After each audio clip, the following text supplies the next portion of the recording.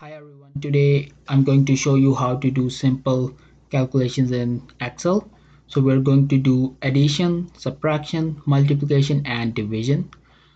As you can see, I have shown the symbols or characters that are used to perform these functions. So let's start with addition. First of all, you can either type in directly by clicking a cell or you can enter the formula in this formula bar. So let's say for addition, any addition, we can just use simple formula like equal to 25 plus 5.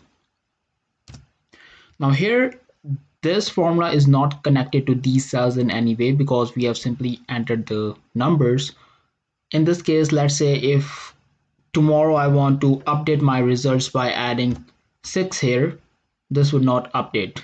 So that's why Excel has a very powerful feature in which you can link these cells to this. So instead of writing 25 plus 5, we would go with equal to C3, that is the cell number, plus C4.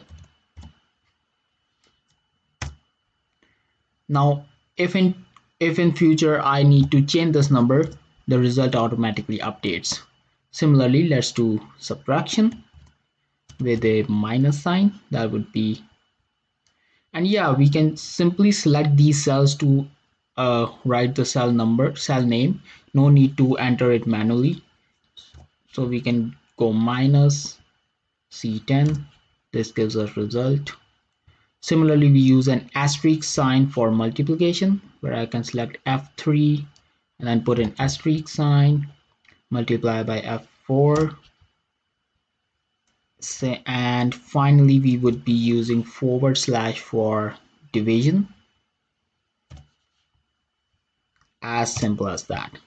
Now let me show you something different on next sheet where I have to, let's say, go to buy some stationery, and this shows price of each item and quantity I want to buy. So here I would be using multiplication, this multiply by this. And in Excel there's a very powerful feature. If I drag this corner, all the formulas get replicated here, like there are C3 and D3. Similarly, this one has C4 and D4. Now to have a total of everything, I'm going to use a different formula, which would be sum, and then I can just drag and select all the cells needed to which I need to add, and I get the result. So this is for today. Thank you for watching the video. See you next time.